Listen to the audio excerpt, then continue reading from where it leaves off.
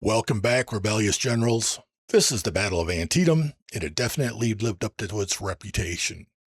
If you thought my casualties were high at 2nd Manassas, well, you ain't seen nothing yet. Thank you for watching today, and if you enjoy this type of content, you know what to do. Please be aware that Colonel, Brigadier General, and Major General difficulty levels all share an AI profile. Legendary has its own profile. Generally speaking, anything that you see me do in Legendary should also work on the lower difficulty levels. However, due to the aggressiveness of the Legendary AI profile, you may find that the AI on lower levels doesn't act the same way. If you wish to see a Brigadier General Plus campaign in version 1.29, or just a campaign that is further along than mine, I recommend checking out Roy the History Teacher. Roy also has several videos of him demonstrating how to load and fire various Civil War-era weapons, such as the 42 Springfield, 53 Enfield, 60 Colt Army, 63 Sharps Carbine, and 47 Smith Carbine. I will post a link to his channel below. As I said when I started this campaign, I had never been past Shiloh on Legendary with either the Union or Confederacy. Pandakraut made changes to the first phase of this battle for mod version 1.29, so it isn't as easy to go raiding early on.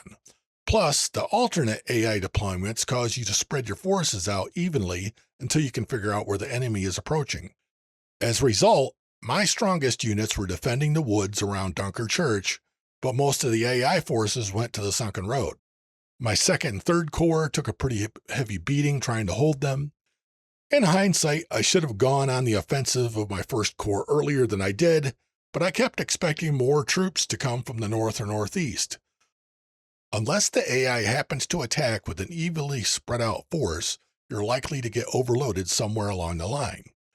I'm going to take the win and move forward knowing that 2 of the most difficult CSA battles are now behind me. I'm also pretty happy with the development of my 1st Corps. I want to take a couple of minutes and talk about how the casualty system takes some of the sting out of the larger numbers of casualties after grand battles. First, understand that the battle report shows you your gross casualties, and you might think that they actually look pretty gross if you had a hard time. At 2nd Manassas, I had 4,891 killed, 13,806 wounded, 2,141 missing, which is 2,383 total, or about 40% of my total force. We won't begin to see the net casualties until after we get back to camp. When we press the OK button, the game performs several calculations while loading the camp screen. Unfortunately, the 4,891 killed are gone forever. We won't get any of those back. Medicine will then be applied to the 13,806 wounded. First, it will instantly restore a percentage of the wounded back to their brigades. Second, 66% of your medicine percentage will then be added to the default values of the casualty system to help populate the veteran and wounded pools. If you want a deep dive into how all this works, please see my video on medicine. We will also get a portion of the 2,141 missing men returned to their units, and that depends on how many points we have in Army organization and the brigade command level at each brigade. This is the camp screen prior to Second Bull Run. I took 35,179 soldiers and 90 guns in my 1st Corps.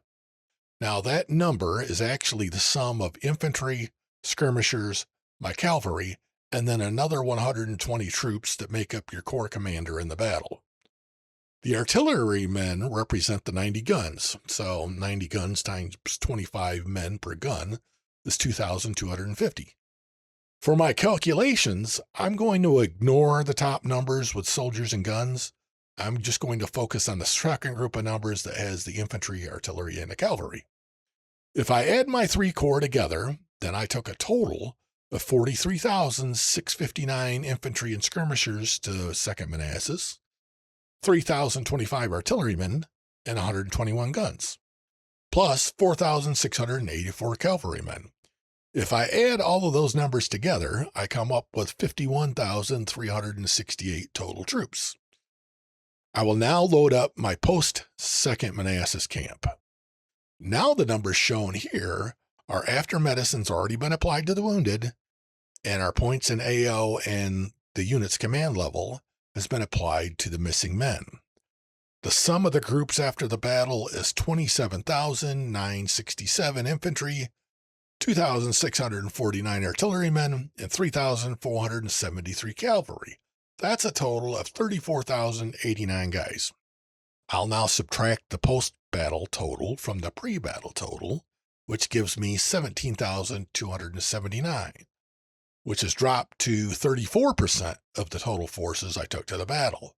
That's also not the whole story, because we have 5,639 men in the veteran pool for redeployment.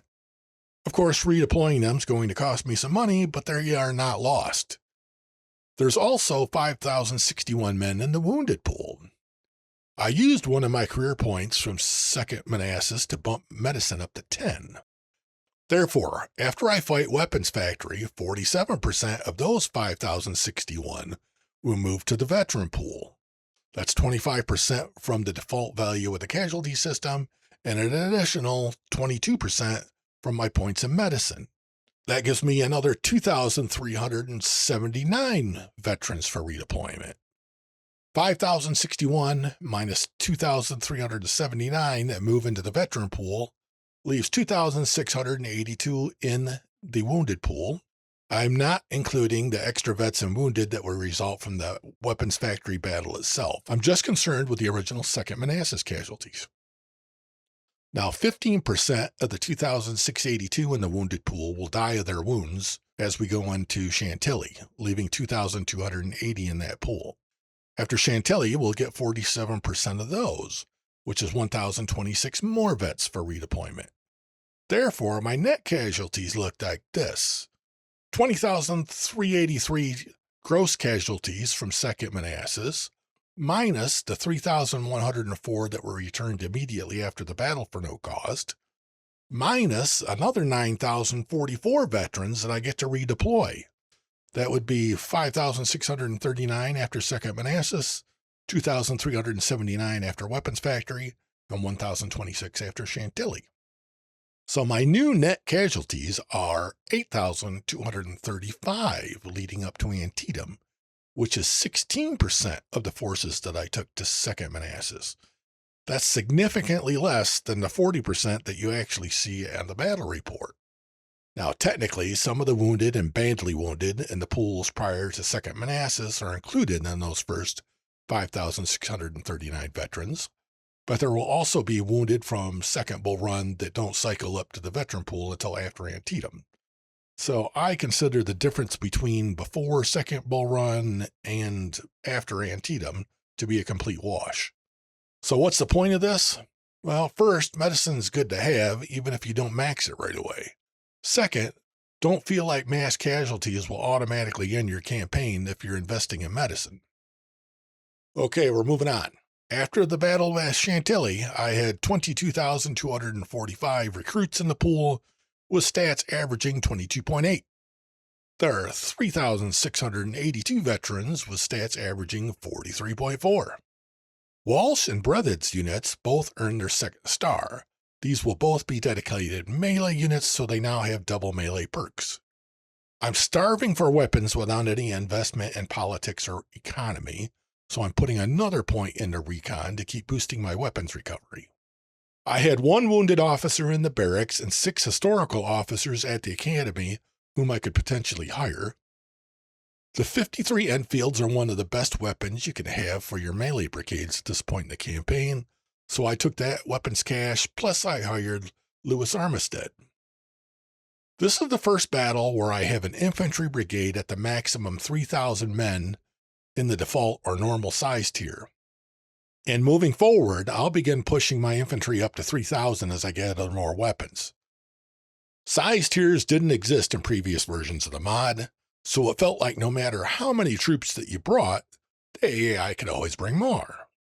For example, the maximum size of AI infantry brigades in version 1.28 was 6,000, plus an extra 30% for legendary difficulty, bringing them up to 7,800.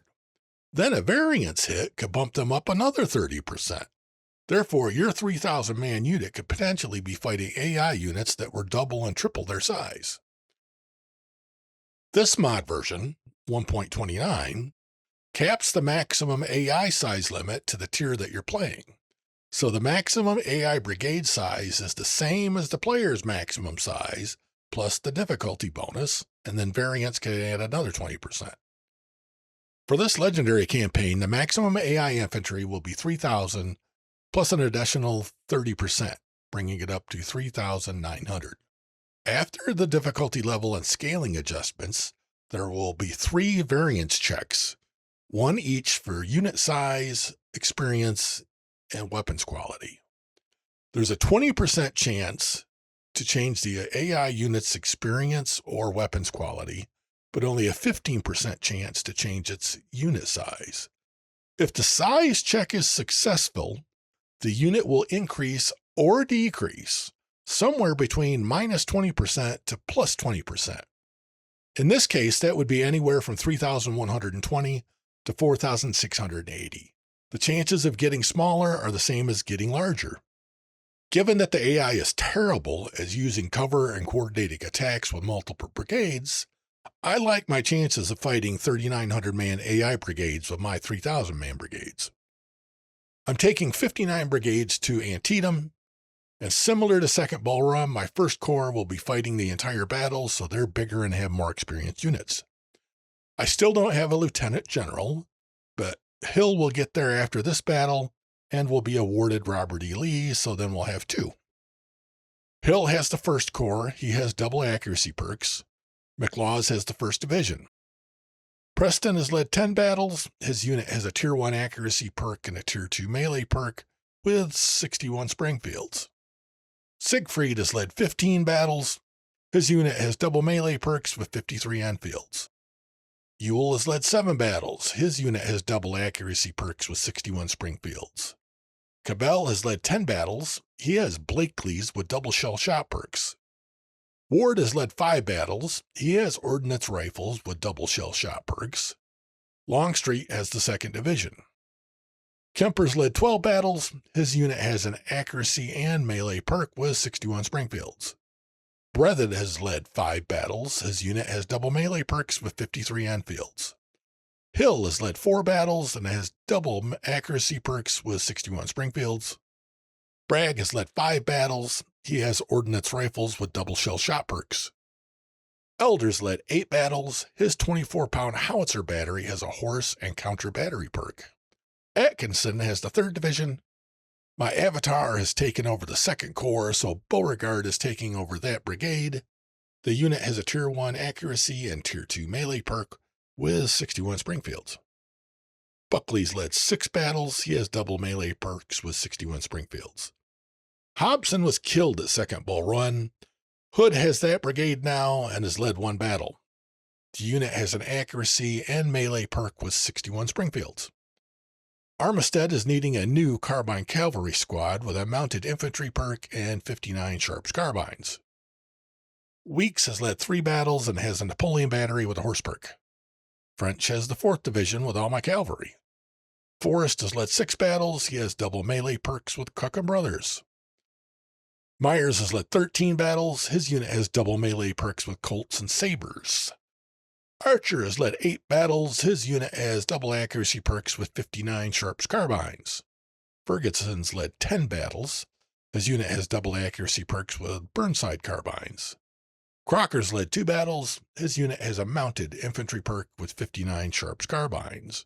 I'm taking 30,000 in ammo with this corps.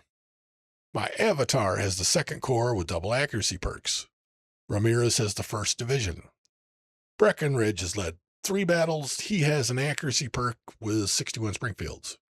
Jackson's led 7 battles, and his unit has double accuracy perks with 61 Springfields. Walsh has led 5 battles. His unit has double melee perks with Mississippi's. Early's led 9 battles. He has double accuracy perks and Lorenz rifles. Pierce has led 3 battles. His 12-pound howitzer battery has a horse perk. Wilcox has the 2nd Division. Wheeler has led 2 battles, and his artillery battery has ordnance rifles with an improved shells perk. Brune has led 1 battle.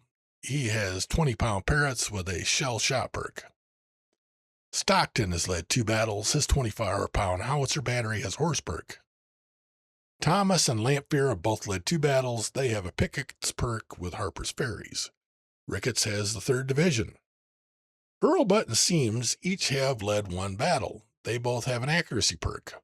One has 61 Springfields, another has Lorenz's. Brown and Morin are new accuracy units with Lorenz's. Mendenhall has led 5 battles. He has Napoleons with a horse and canister perks.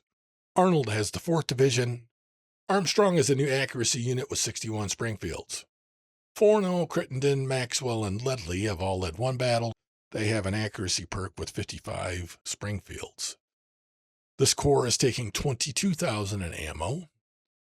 Albert Sidney Johnston has the 2nd Corps. He has a melee and accuracy perk. Rhodes has the 1st Division. Ransom has led 1 battle, and his melee brigade carries MJ&Gs. McNair is a new melee brigade with 42 Springfields. Johnson's led 1 battle. His light infantry unit has DN&Cs. Robinson's led 2 battles. His light infantry unit has 55 Springfields. Price has led 3 battles. His Pickett's unit carries 56 Enfields. Kershaw has the 2nd Division. Van Cleef and Turner are new accuracy units with 55 Springfields. Stone's led 1 battle. His Napoleon battery has a horse perk. Doubleday has a new 12-pound howitzer battery with a horse perk. Colquitt is a new 3-inch battery with an improved shell shot perk. Dowd has the 3rd Division. All 5 of these brigades are new and carry 42 Springfields. McChesney has an accuracy perk and the other 4 have a melee perk. Morgan has the 4th Division. Paxton is a new melee brigade with 42 Springfields. Post, Lee, Amin are new skirmisher units. Post has Lorenz's and the other 2 have 42 Springfields. 3rd Corps is bringing 10,000 in ammo. The AI Army received a corps reinforcement of 22,800 men after Chantilly. The AI Army is currently 2% over the default size, with training at 42 to 47% and weapons quality at 41 to 46%. The information in this overview is current as of J&P Mod version 1.29.1. This is a single-day defensive battle with 3 phases. Each phase gives us a new corps. We must field 3 corps, although they don't need to be full. You can also bring up to 20 reserve brigades. The battle takes place near Sharpsburg, Maryland, along Antietam Creek. If you hold all the victory points for the duration of the battle, it will end at 1,300, or once you've shattered or surrendered the last AI brigade. Please be aware that if you eliminate all AI units in Phase 1 or 2, those phases will end early, and the next phase will start. We start Phase 1 with 11 brigades spread across 3 deployment boxes. We need to defend Dunker Church and Nicodemus Hill for an hour and 29 minutes. Around 0546, you will see the balance of forces bar jump to the right, indicating that the rest of the 1st Corps has entered the larger battlefield map to the south. However, each unit will arrive at different times depending on its speed. In my case, my 6 cavalry squadrons appear at 5:59, or 1 hour left in the phase. At 0620, my horse-perked smoothbores start to arrive. My last unit from the 1st Corps is a rifled gun battery that arrives at 6:47. The Federals attack Sunken Road to start Phase 2. This phase is an hour and 59 minutes. Units do not reset to start this phase, so your 1st Corps units will be wherever you left them at the end of the 1st phase. Your entire 2nd Corps will appear at the Sunken Road ready to defend. Brigades in your 1st Division will appear in the fortifications at the Sunken Road or nearest to them, so I recommend you place your better defensive units in the 1st Division. Please be aware that Pleasanton's cavalry can arrive from multiple directions and is likely to instantly charge in a melee, so be ready to defend against them at the start of this phase. I don't know if this is intended programming or not, but I found that Porter will only attack the far right flank right away if you rush to intercept him. If I form a defensive line further back, his forces will then move northwest to attack the Sunken Road more from the right than from the right flank. but that might just be my experience. The Union AI forces can approach from the north, northeast, or the east in phases 2 and 3. So each time you play the battle, you'll likely experience something different. That also means that you need to be prepared to defend all along your line, but there's a good chance the AI forces will be more concentrated in 1 or 2 locations. Phase 3 is 3 hours and 59 minutes if you held all the VPs to this point. If a phase ended early, then it might be longer. I believe the battle ends at 1300 unless you are overrun and lose the VPs. Your 1st and 2nd Corps will start the 3rd phase wherever they happen to finish phase 2.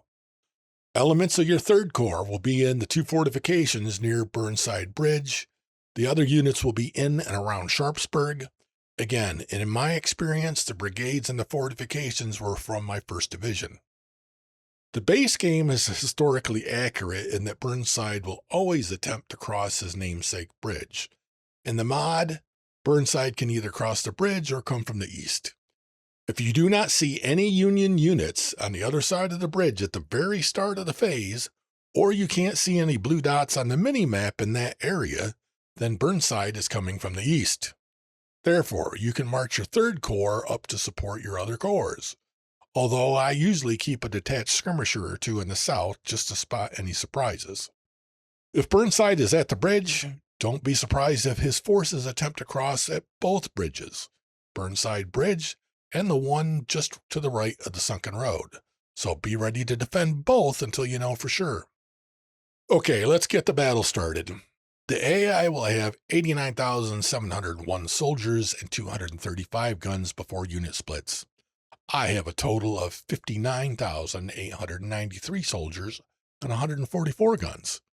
Breaking it down further, the AI will have 47 infantry brigades, 17 artillery batteries, 3 dedicated skirmishers, and 3 cavalry squadrons, which is a total of 70.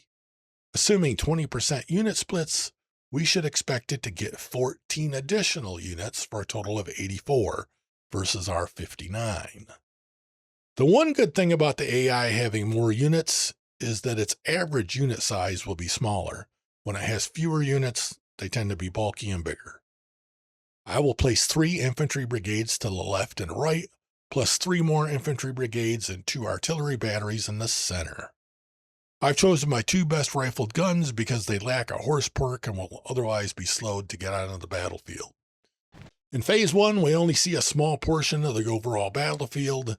Therefore, I will rush brigades to the center and far right to set up a defensive line and intercept Union troops coming down from the north. Ideally, I will eliminate most of the Phase 1 AI force. Then, with about 30 minutes remaining, I will pull those center and far right troops back to Dunker Church to set up a different defensive line for Phase 2. Phase 1 is pretty consistent in how the AI forces deploy. If I don't move up my left flank to hold up some of the AI forces, then all of them tend to march towards the center and attempt to overrun my center force at the fortifications. At the same time, if I'm too aggressive on the left flank, I can accidentally pull multiple divisions to the left, and that isn't good either. Ideally, I'll hold up Seymour, Magellan, and Anderson, and maybe one of the Iron Brigades. My left flank will keep them busy and wear down their condition, so my cavalry can come clean them up, and then I can flank from left to right on the remaining AI units. If any of them want to charge, Buckley has double melee perks, and Beauregard and Hood both have 1 plus an accuracy perk. Ewell and Preston are positioned to spy on the Iron Brigade, Hoffman and Patrick. If they try to move on my left flank, then Ewell and Preston will try to get their attention, and some of my cavalry will arrive to help deal with them. Siegfried and Brethren are both double melee perked units, manning the fortifications, and should hold up well against charges. Hill will support with double accuracy perks, and both of my artillery batteries are behind them. Kemper is off to the right. If I accidentally push him too far forward, he can receive multiple charges plus artillery fire. So I want to keep him 1 step back so Brethren gets the attention, and Kemper will support when AI units approach or charge. Most of the AI artillery is in or around the woods to the right. If I can, I'll move my 2 skirmishers up to take shots at them, but they might need to support Kemper if he gets attacked. That's the plan anyway. We'll see how it all goes.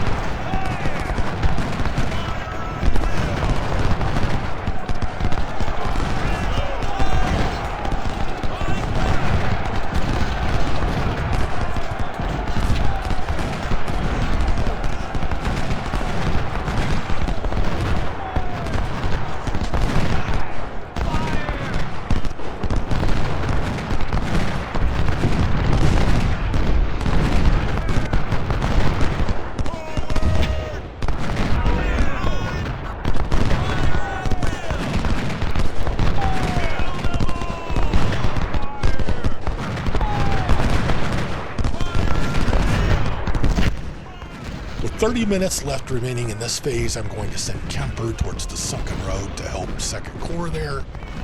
I will continue attacking with some of my forces while trying to set up my defensive line for the next phase. I will try to let 1 or 2 units escape my attack just so the phase doesn't end early, and leave my guys out of place when the next phase starts.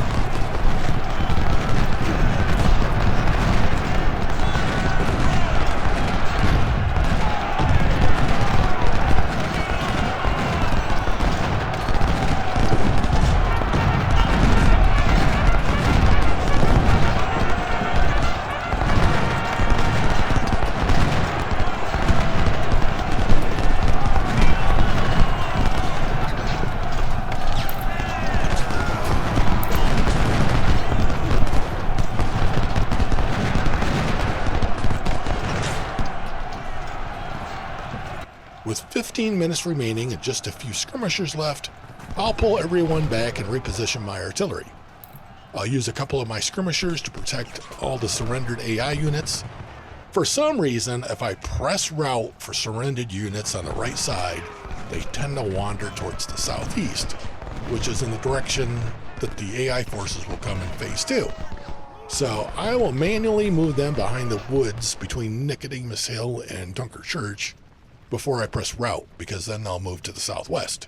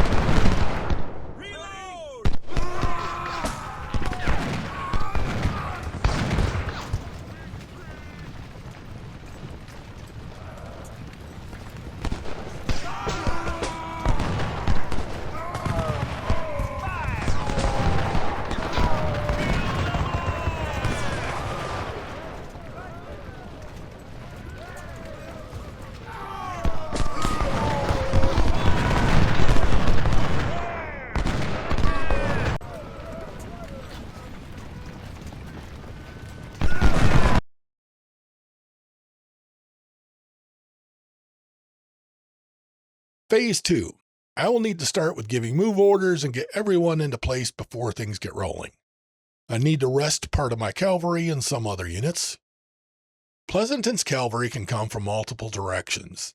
I don't know if those units have forced splits here, but it seems like they're all dupes. Any unit that you don't want to get instantly charged should be behind your defensive line because these guys are going to be aggressive.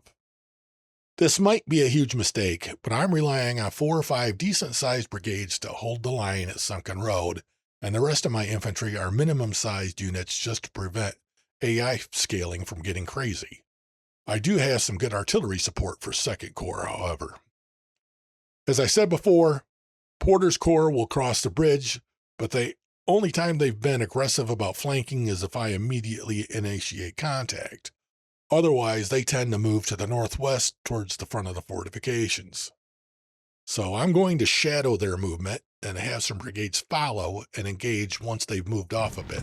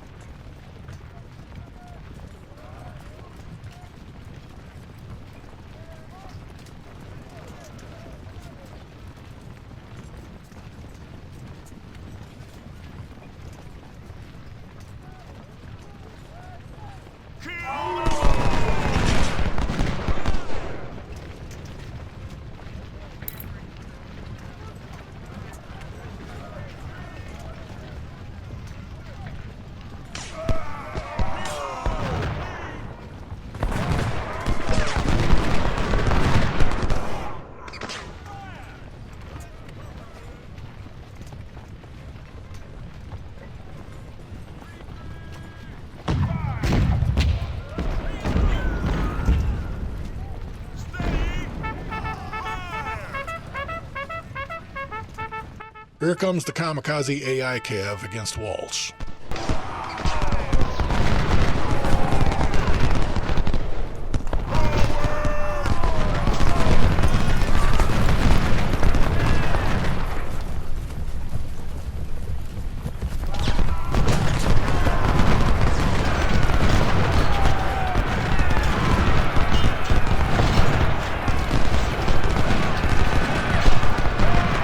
Walsh routes pretty quickly, so that AI probably has a east uphill.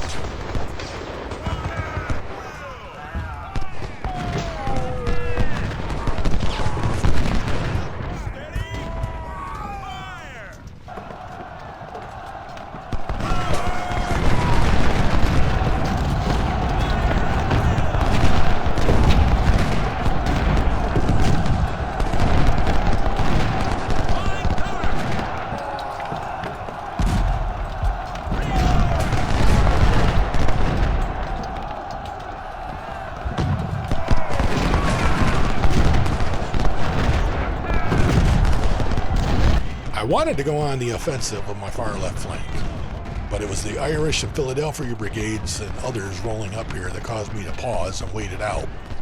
Unfortunately, most of the AI forces are going to focus on the sunken road, but most of my best units are around Dunker Church.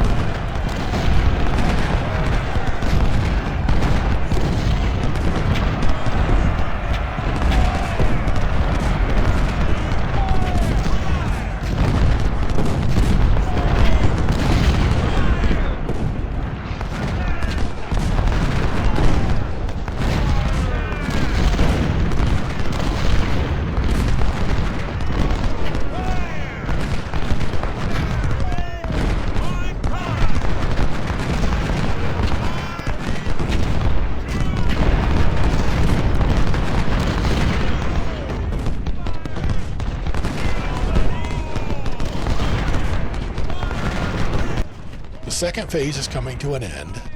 The fortifications spread your forces out, so only a few brigades in them can shoot back, but the AI can line up multiple units to fire back at you. In hindsight, I wonder if I should have abandoned the fortifications at the sunken road and set up a defensive line further back, but close enough that the AI can't walk up and take the VP. Then I could have several units firing into whichever AI units approach the VP.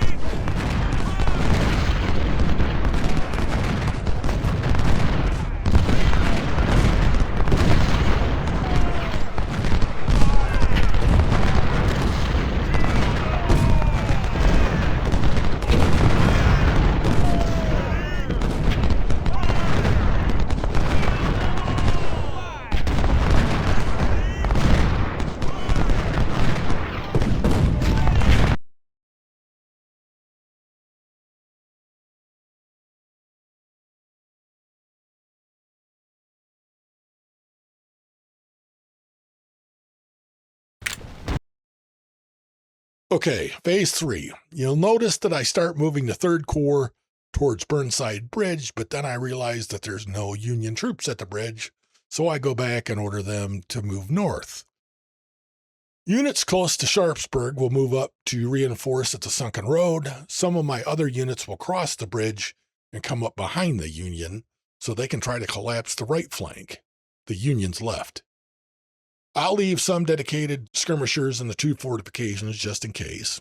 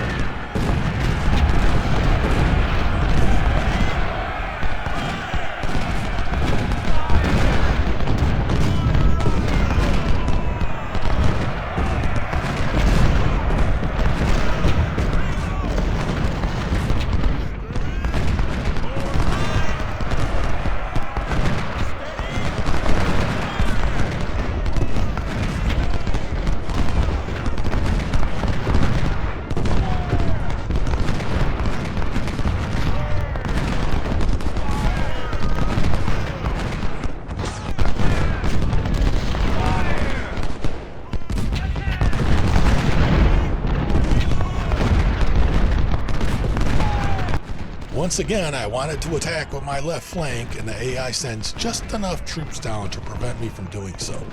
So I'll focus on using my undersized 3rd Corps to flank on the right. Things are under control. Victory is not in doubt, but the casualties are starting to pile up. I do admit that my aggressive playing style inherently causes more casualties on legendary difficulty. Some of the things that I get away with on Major General don't necessarily work on legendary.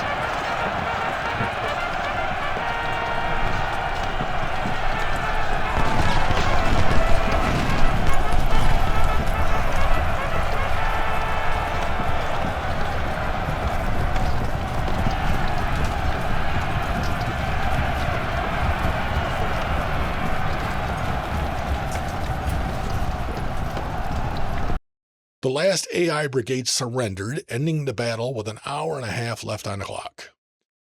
I had 6,089 killed, 17,142 wounded, and 3,015 missing, which is about 45% of my total force.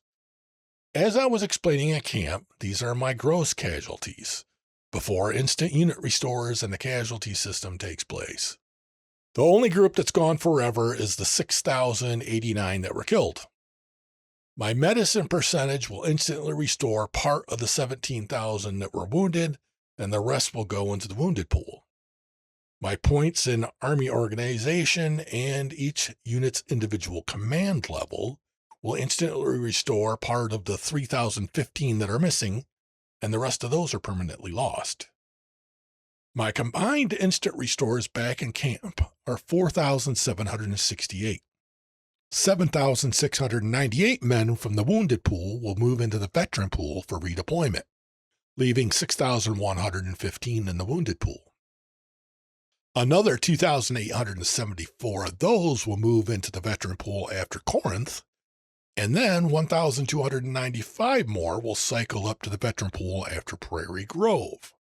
That gives me a total of 11,867 of the wounded returning for redeployment.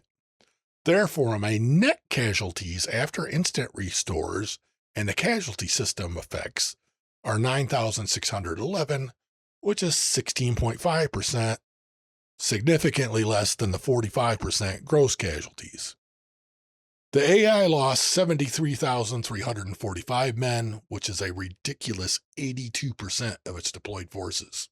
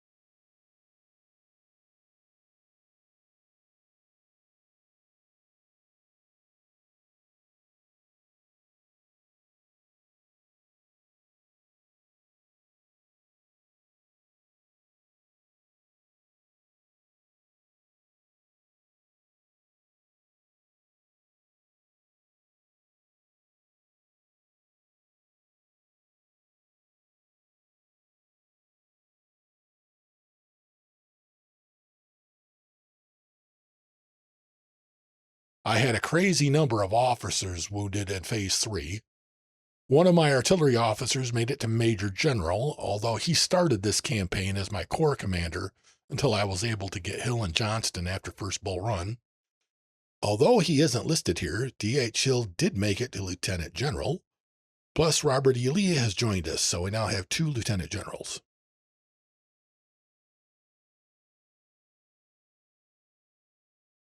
I captured almost 13,000 small arms, 21 cannons, and 5 supply wagons, not counting the recoveries of my own weapons. It's on to Corinth and then Prairie Grove next. Thank you for spending some of your valuable time watching today. I hope you found something useful for your campaigns, and I wish you much success, Generals.